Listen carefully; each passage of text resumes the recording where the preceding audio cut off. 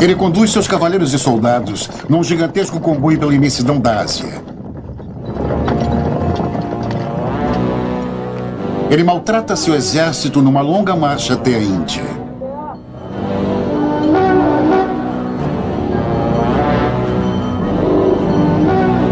Onde ele arma acampamento, rege total obediência nos desertos egípcios, nas estepes do Cáucaso, nas planícies da Mesopotâmia e nos planaltos do Afeganistão. Quem é este homem que, como ninguém antes conhecido, tem o ímpeto de conquistar povos e países e apoderar-se de imensas riquezas? O que contam os historiadores o que é invenção, o que é fato, o que é lenda? Em apenas 11 anos, ele forma o maior império já visto. No auge do poder, ele morre com apenas 33 anos, porém continua vivo até hoje. Amado e odiado pelos povos, respeitado e desprezado pela posteridade, obcecado pela loucura de dominar o mundo, Alexandre, o Grande.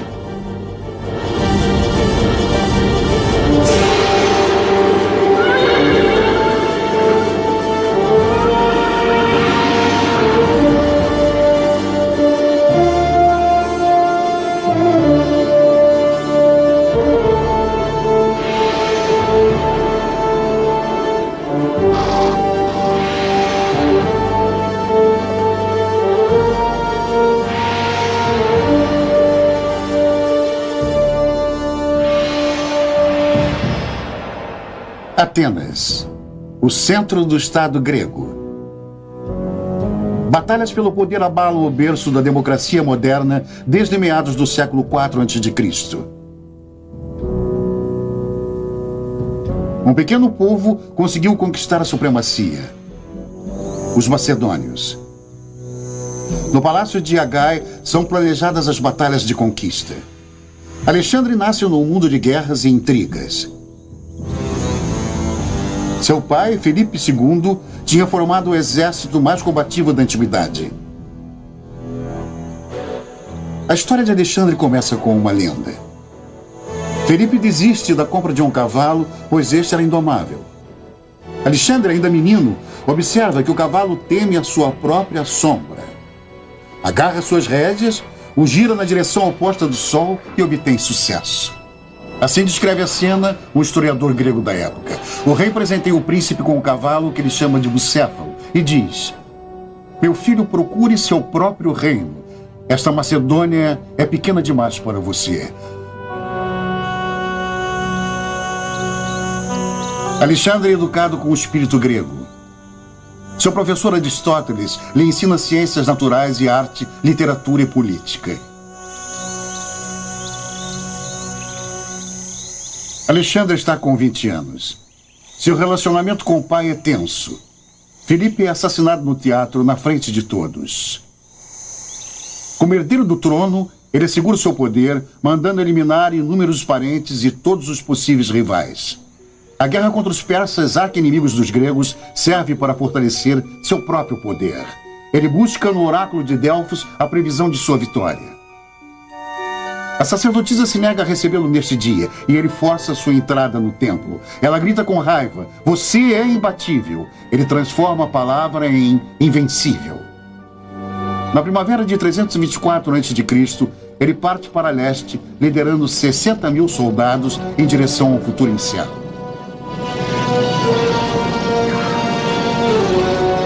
A pequena Macedônia se estendera e toda a Grécia se encontrava sob seu domínio. O próximo adversário, o Império Persa, que abrangia as regiões costeiras da Ásia Menor, o Egito, o Oriente Médio, as regiões onde hoje são o Afeganistão, o Paquistão e algumas partes da Índia.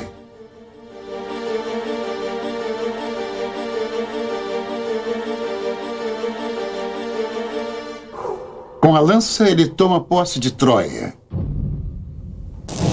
E com a espada, ele divide o nó górdio. O nó górdio unia de maneira insolúvel o jugo do varal da carruagem real de Górdio. O oráculo prometia àquele que conseguisse desfazer o nó de Górdio o poder sobre toda a Ásia. Alexandre destrói o nó. O caminho para a Ásia está livre. Alexandre conduz seu comboio para sudeste. O grande monarca Dario sai da Babilônia ao seu encontro. No ano de 333 a.C. tem início a grande batalha de Sus. Alexandre se arremessa contra o inimigo cujo exército é 10 vezes superior.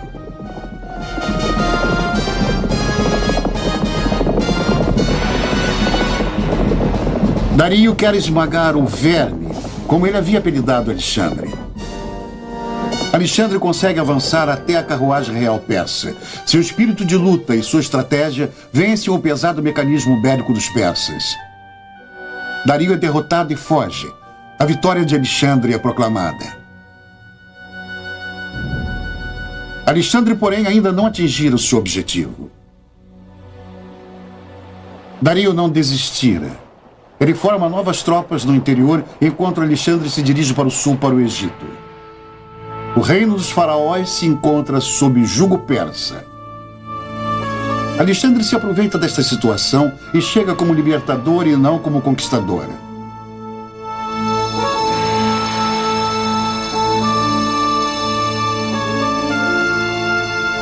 Ele admira a cultura grandiosa. Faz oferendas de acordo com os costumes do país e se veste com trajes egípcios. Numa cerimônia grandiosa, ele se deixa coroar o faraó e funda uma cidade com seu nome, Alexandria. Fortalecido pelo oráculo dos sacerdotes e declarado faraó do Egito e filho de Deus, ele marcha ao encontro do rei persa. Narra-se detalhadamente sobre suas decisões desde muito jovem, sua bravura e seus atos heróicos. Porém, nada é narrado de seus bravos soldados guerreiros, nem do séquito de tropas não combatentes. De onde vem a água e os alimentos? As roupas e os utensílios dos acampamentos? Como é possível manter milhares de pessoas e animais vivos nos longos trechos de marcha pelo deserto?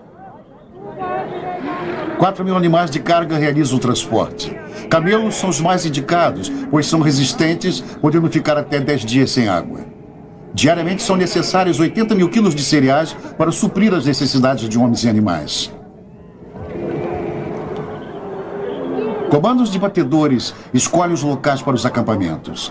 O comboio de Alexandre é uma cidade itinerante. Fazem parte dela administradores de abastecimento, tratadores de animais, escravos, artesãos, escribas, cozinheiros, saltimbancos, vendedores, cabeleireiros, cirurgiões e até dentistas.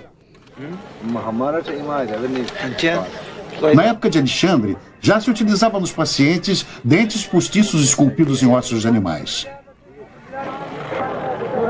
Os ferreiros deviam ser capazes de fabricar armas em qualquer lugar. Antes de cada batalha, as espadas eram afiadas.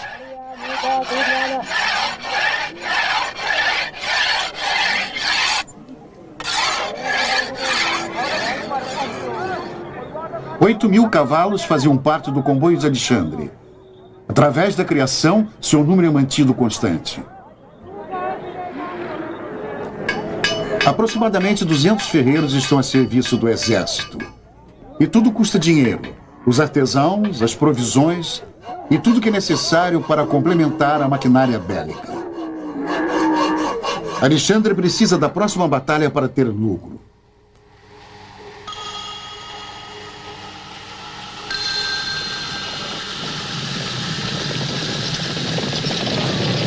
Ele realinha suas tropas e parte para leste.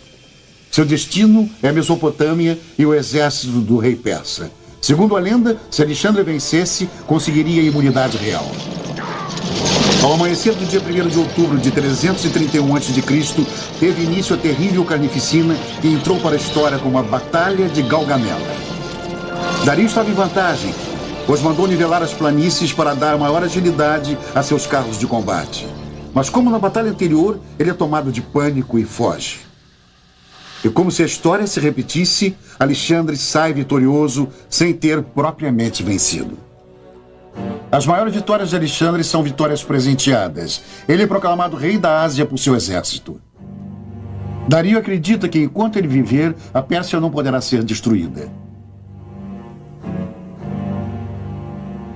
Porém, o exército persa, apesar de muito mais numeroso, teme a tática de Alexandre, a abordagem oblíqua e as longas lanças, armas macedônicas que não permitiam a aproximação do inimigo para a luta. Já o rei Filipe, pai de Alexandre, devia sua supremacia a estas armas prodigiosas. No campo de batalha de Galgamela, Alexandre parte para o sul. Seu objetivo é a rica Babilônia, da qual hoje não resta mais nada. Uma reconstrução nos deixa apenas adivinhar a grandiosidade da Torre de Babel. Os gregos admiram a maior cidade do Oriente Médio. Em marcha triunfante, Alexandre entra na cidade.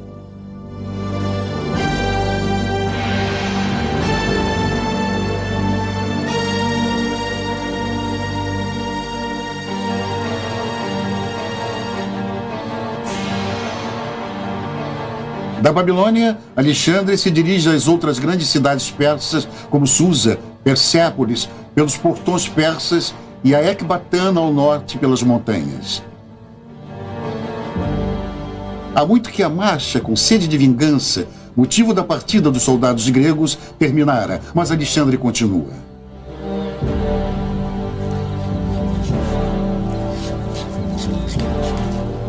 Segundo descrições, Alexandre era baixo e sempre inclinava a cabeça por causa de uma doença dos olhos. Obcecado pela ideia de apoderar-se de terras desconhecidas ao leste, ele continua sem descanso, como se não houvesse retorno.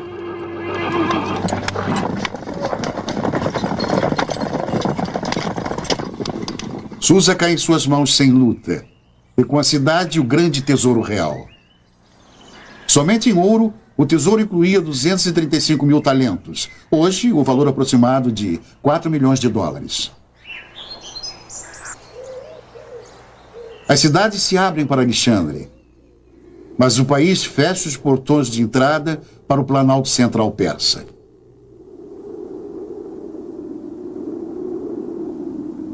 Com grandes perdas, Alexandre consegue conquistar Persépolis e a majestosa residência de Dario, situada além da cordilheira. Um relevo em Persépolis mostra uma delegação de Bactria, hoje Afeganistão, a caminho de uma audiência com o monarca.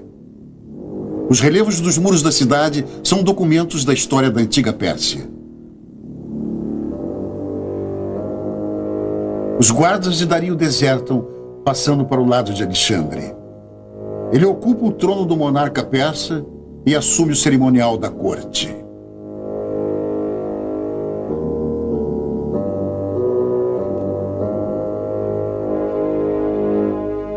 Alexandre agora é o grande monarca da Pérsia.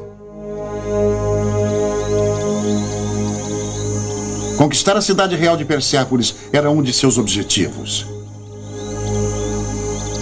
O espírito de vingança pela destruição de Atenas há 150 anos ainda inflama os gregos. O ultraje ressuscita. Persépolis era a cidade mais suntuosa da Pérsia. A fachada do palácio de Dario I era enfeitada com tijolos esmaltados, segundo a descrição de um contemporâneo. Um muro de 7 metros de altura, composto de tijolos e pedras, circundava a cidade para tornar a Pérsia forte por todos os tempos. O historiador da antiguidade estava equivocado. Os soldados de Alexandre querem a sua parte da rica conquista. Então, sob forte pressão, a cidade é liberada à pilhagem. Com incêndio sem igual na história, o nascimento de um novo império deve ser comemorado.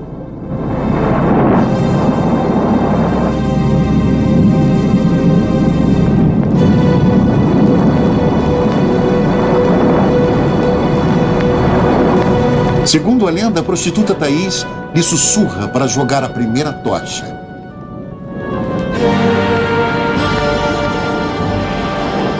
Persépolis é consumida pelas chamas.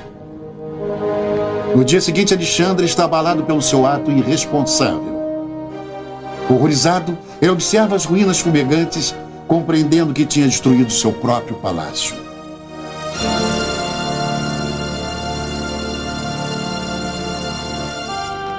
Ele também toma conhecimento de que não pode reger este país gigantesco como um conquistador. Então ele se reconcilia com os persas, se veste com suas roupas e introduz costumes persas à sua corte. Agora ele não é mais o primeiro entre iguais como na sociedade nobre da Macedônia.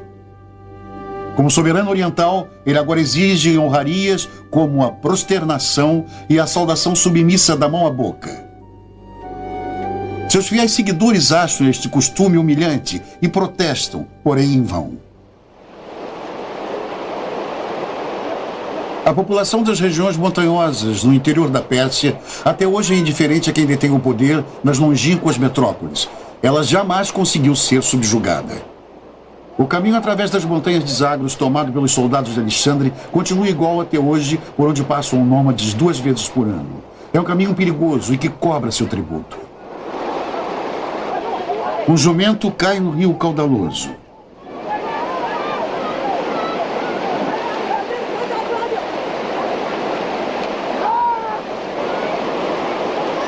A carga pode ser salva, porém, o animal está morto.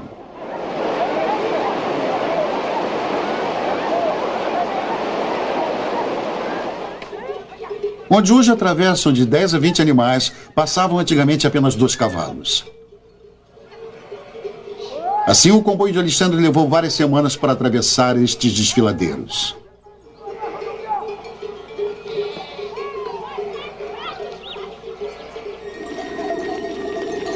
Um desfiladeiro ao norte da Pérsia, perante a cidade de Ecbatana.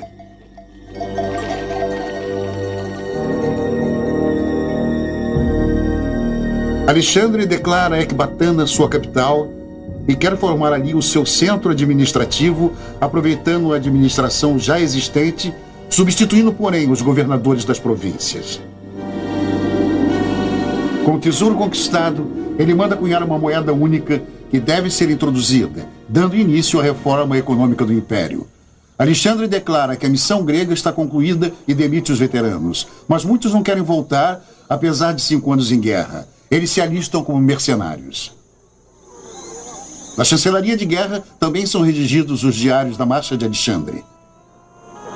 Como senhor absoluto de um estado formado por muitos povos, Alexandre tinha 2 objetivos: utilizar o aparato do poder persa e, ao mesmo tempo, fixar o domínio da nobreza greco-macedônica. Por fim, apenas 1/4 de seu exército é composto por macedônios e gregos. O seu comboio é marcado por características orientais.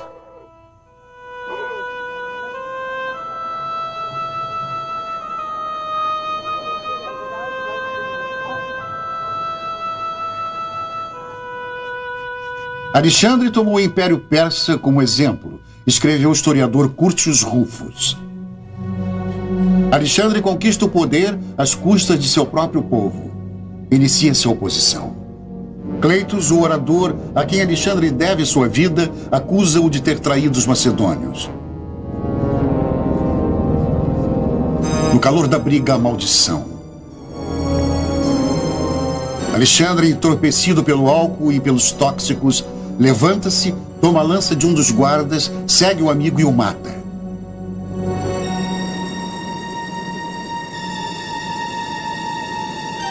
Assustado com o que acabara de fazer, é salvo no último instante antes de cometer suicídio.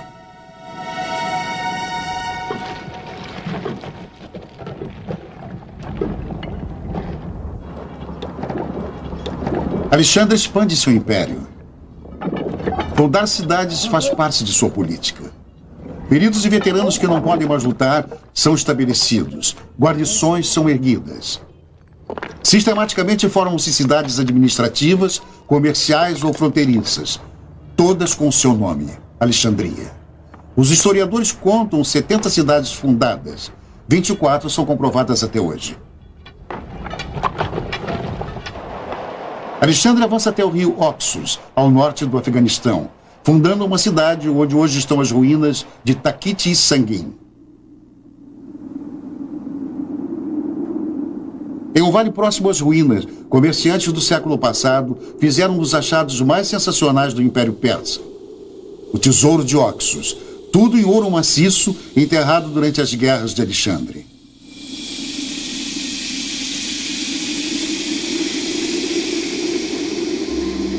A peça mais suntuosa era uma carruagem de guerra que, como todas as outras peças, provém do templo de Takiti Sangin.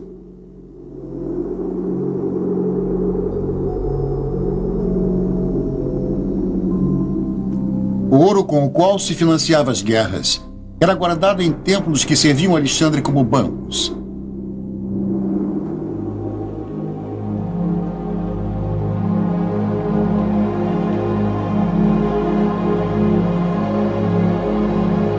Estes depósitos estavam espalhados por todo o Império.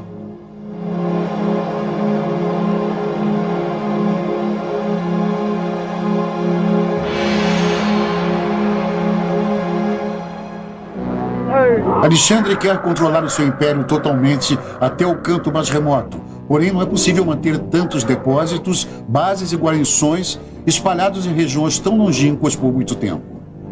Ataques de tribos nativas os obrigam a bater em retirada. Alexandre sonha com a mistura de raças, formando um só povo. Mulheres são levadas aos acampamentos, muitas vezes à força. Alexandre estimula a mistura de seus soldados com mulheres nativas, pois ele precisa de novos soldados. Muitas crianças nascem nos acampamentos. Calcula-se que o número de crianças em seu comboio tenha chegado a 10 mil. Ele mantinha um verdadeiro mercado casamenteiro.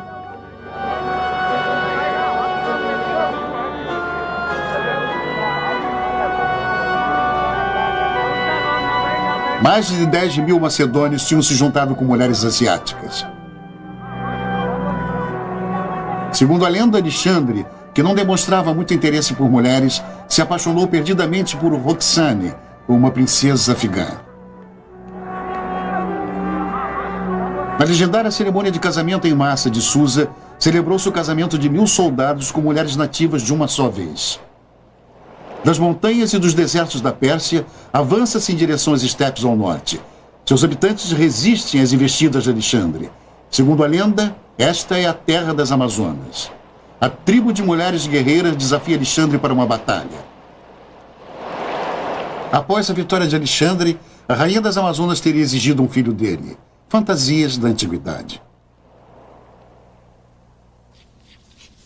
Os historiadores escreveram que Alexandre dera um exemplo de sua grandeza no deserto. Fazia calor e os soldados tinham sede. Alguém entregou a Alexandre um elmo com água. Ele, porém, derrama a água na areia, dizendo: "Como eu posso beber se meus soldados não têm nada para beber? Altruísmo, simpatia ou apenas um ato calculista para unir as tropas a ele?"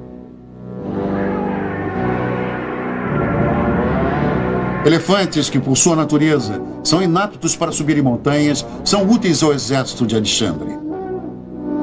100 anos antes de Aníbal cruzar os Alpes, eles atravessaram penosamente as montanhas que separam o Afeganistão da Índia.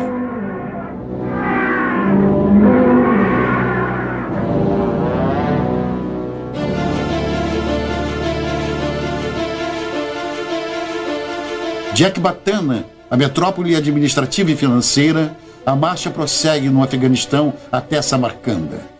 A guerra durou 2 anos nas regiões fronteiriças. Foi fundada a cidade de Alexandria de Margiana. No ano de 327 a.C., continua-se a marcha para o norte da Índia, hoje o Paquistão, atravessando as montanhas do Indo-Custão. Alexandre esperava ver o oceano do cume mais alto, de acordo com a imaginação grega, o fim do mundo.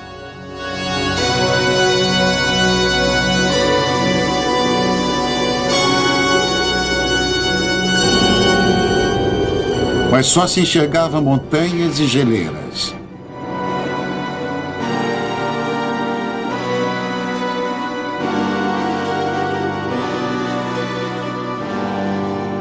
O exército começa a descer as montanhas sem nenhuma orientação geográfica.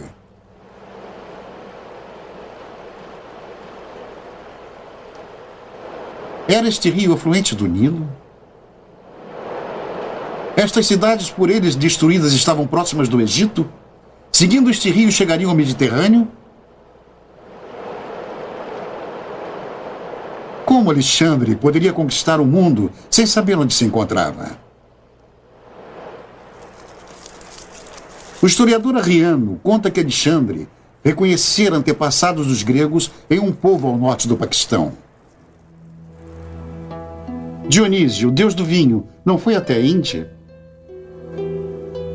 Vinhedos iguais aos da Grécia crescem na região montanhosa da cidade de Nisa.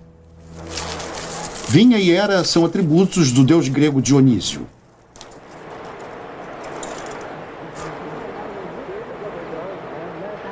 A paisagem lembra-lhe o idílio da pátria macedônica.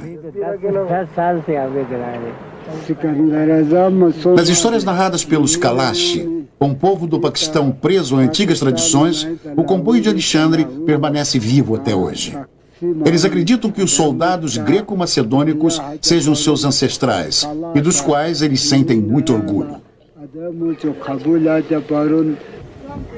Já na chegada de Alexandre, eles lhe asseguram que o deus Dionísio tinha fundado suas cidades e povoados. Com música e vinho, faz-se uma festa. Alexandre ratifica o cargo do rei dos Kalashi. Alexandre faz uma oferenda a Dionísio. Muitos macedônios coroam-se com Hera e se extasiam.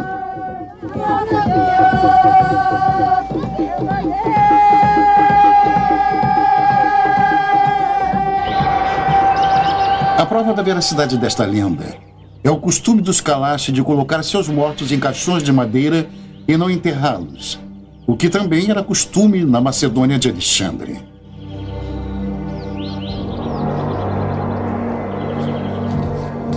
Chega ao fim a primavera do ano de 327 a.C. Alexandre esquenta seu exército, enviando-o à Índia com a ordem de conquistá-la. O filho de Zeus, como Alexandre agora se autodenomina, pretende seguir a trilha de seus antepassados mitológicos.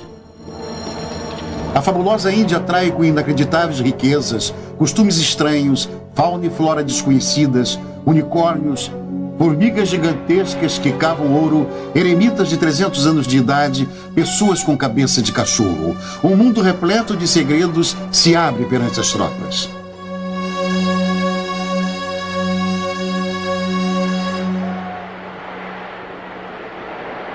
Nas férteis planícies, Alexandre se apodera de 230 mil cabeças de gado. Numa ação audaciosa, ele envia os melhores exemplares à Grécia para sublimar a criação de gado na Macedônia.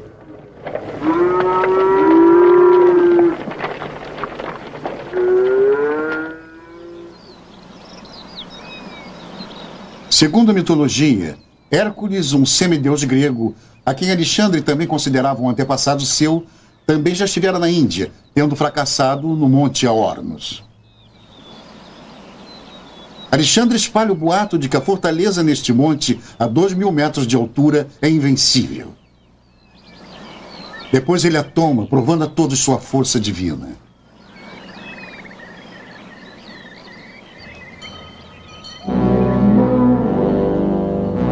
Continua a descida, extremamente penosa em direção ao vale.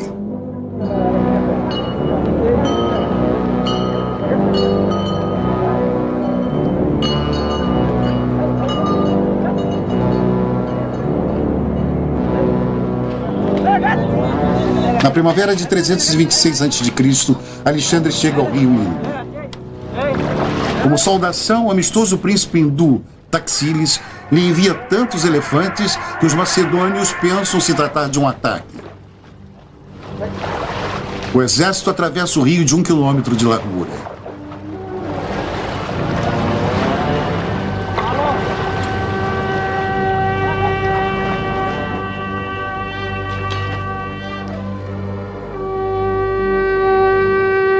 Na Índia, Alexandre descobre um povo com uma cultura e uma forma de vida que lhes são totalmente estranhas. Ele está fascinado com as pessoas que sempre estão orando e meditando, levando uma vida modesta. Taxila, ao norte do Paquistão de hoje, é o centro cultural mais importante da Índia. O príncipe Taxílis, dedicado a Alexandre, continua soberano em seu reino. As ruínas da cidade dão testemunho de sua grandeza. Os soldados de Alexandre temem as cidades. O historiador Heródoto não havia narrado coisas terríveis? Os hindus, escreveu ele, têm o seguinte costume. Quando um homem está doente, os amigos o matam e comem-no. Com uma mulher se faz o mesmo. E quando alguém está velho, faz-se uma oferenda com ele e depois também é comido. O medo de encontrar canibais na Índia é sem fundamento. Gregos e hindus, lado a lado, resultam numa única união, a chamada cultura Gandhara. Canteiros indianos esculpem a história do cavalo de Troia. Cassandra, que prevê um desastre, grita o seu aviso.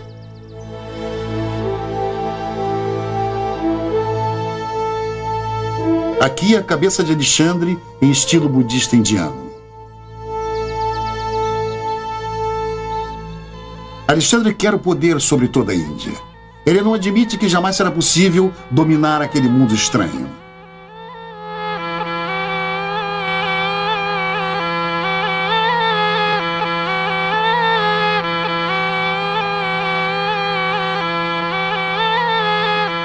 Cobras são um grande perigo.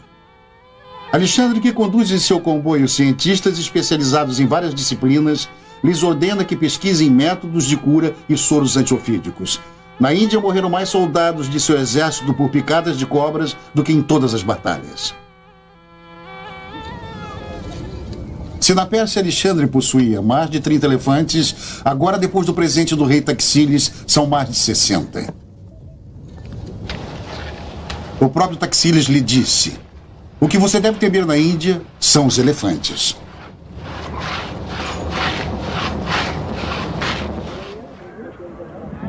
A monção, o calor e a ameaça de um inimigo superior fazem a coragem e a energia desaparecer. Homens castrados, eunucos vestidos em trajes femininos, são levados aos acampamentos. Já na infância são determinados os meninos que serão castrados.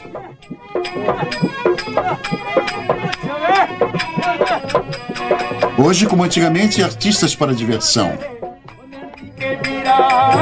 Festas com danças e bebidas devem levantar o moral das tropas que estão marchando há quase uma década. Alexandre contratou pesquisadores gregos e indianos para estudarem o potencial de aprendizado dos elefantes e a sua utilização nas guerras. Os elefantes tomam banho diariamente, pois sua epiderme é extremamente sensível. Seu cérebro é capaz de distinguir 25 comandos, como, por exemplo, remover obstáculos ou impedir a passagem do inimigo.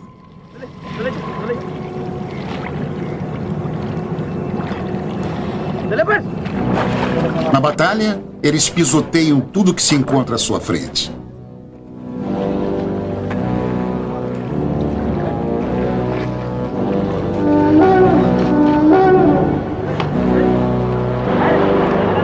A monção começou em junho de 326, quando Alexandre reúne seu exército às margens do rio Hidaspe, contrata o rei hindu Poros. O início da última grande batalha. A defesa de Alexandre simula que eles ainda estão acampados de um lado do rio. Enquanto isso, Alexandre já cruzou o rio 30 quilômetros acima, às escondidas, podendo atacar o acampamento de Poros de surpresa.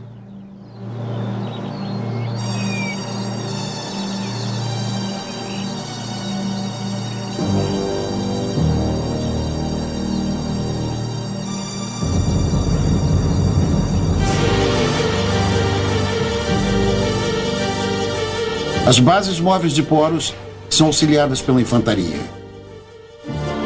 Infantaria também do lado de Alexandre.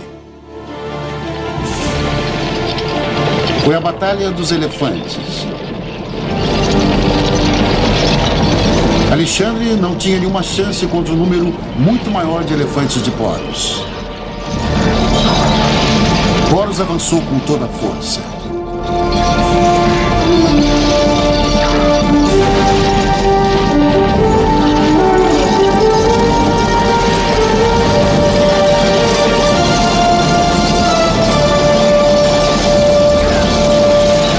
Alexandre utiliza a cavalaria e inicia-se o momento decisivo.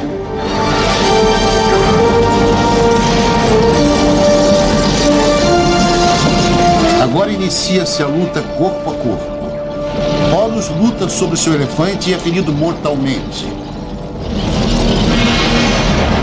E assim a batalha foi decidida.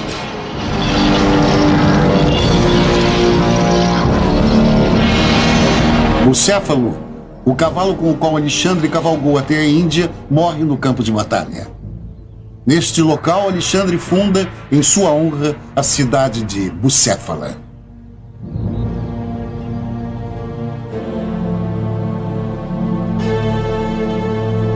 Após a batalha, Alexandre visita Poros ferido e pergunta como este gostaria de ser tratado. Poros responde: trate-me como um rei. Alexandre aceita, não por generosidade, mas sim por cálculo político, pois sabe muito bem que seu poder fracassaria sendo ele um estranho na Índia.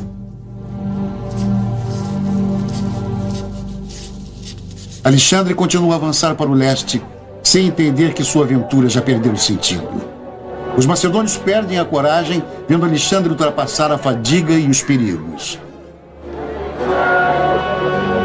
Muitos resignam-se. Uma delegação é enviada a Alexandre para declarar que os soldados se negam a seguir com seu rei. Alexandre defende seu plano num discurso inflamado, porém sem sucesso. Ele passa 3 dias e 3 noites calado e recluso em sua tenda, com a sensação de ter sido traído pelas próprias tropas pouco antes de atingir seu objetivo. No 4º dia, ele diz que um oráculo o aconselhara a retirada. A notícia se espalha rapidamente. Ninguém se atreve a acreditar que após 11 anos a guerra tenha realmente terminado. Armadores fenícios são trazidos para construir uma frota de 1000 navios. Sobre as águas ou pelas margens, se inicia a descida para o sul pelo vale do rio Indo. Na foz de 2 rios, acontece um acidente com a barca real que vira nas corredeiras. Alexandre se salva, nadando para a margem. A marcha de guerra continua com extrema brutalidade. Alexandre vence a tribo dos Malas, mas não consegue conquistar sua capital. Aquele rei se joga a seus pés. A vitória tem que ser conquistada com muito sangue. Alexandre ordena a colocação de uma escada no muro da fortaleza. Ainda no comando, ele sobe impetuosamente. Com o peso dos outros soldados, a escada quebra e Alexandre pula para dentro da fortaleza. Cercado por inimigos, ele é atingido no peito por uma flecha. Seus soldados o salvam no último minuto. Alexandre, gravemente ferido, é levado para um local seguro. Logo, ele ordena o prosseguimento da marcha. Em 1 semana, ele já está cavalgando. Ele vai conquistando as cidades do sul do Vale do Rio Indo. Sob a pressão do inimigo, a antiga coragem volta a inflamar seus soldados. Agora, porém, com uma nota de desespero. Para que as conquistas? Por que Alexandre permitiu a morte de 7.000 pessoas para conquistar a cidade de Santana? Para que a destruição de uma grandiosa cultura e uma região impossível de manter? Alexandre organiza sua retirada.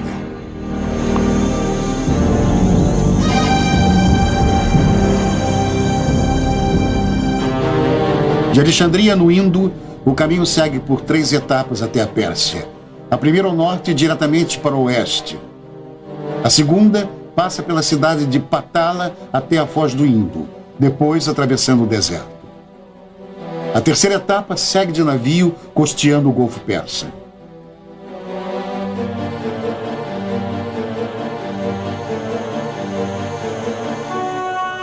Alexandre levanta-se para o último grande golpe. Porém, acaba sendo um golpe contra seu próprio poder. Nenhum passo, nenhuma ordem foram dados sem que os batedores ou espiões de Alexandre lhe relatassem exatamente as condições de transporte e suprimento da região.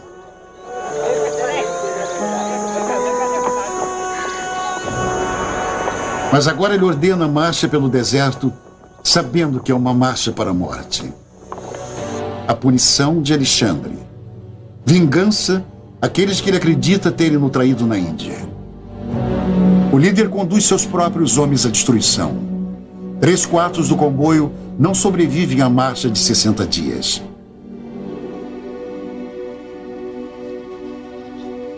De volta à Pérsia, Alexandre organiza seu reino, forma novas tropas, divide o poder entre vencedores e vencidos. Ele morre de repente na Babilônia, de uma picada de mosquito, malária. Ainda no seu leito de morte, ele planeja a conquista da Arábia e da África. A Babilônia seria o centro de sua vida, mas foi a última estação de seu domínio. Um domínio marcado pela obsessão, pela teimosia, pela barbárie, pela loucura. Seguiram-se 100 anos de guerras. Nas lendas dos povos, ele continua vivo como um general, brilhante como príncipe da paz entre o Ocidente e o Oriente, como difusor da cultura grega e de uma nova era da humanidade.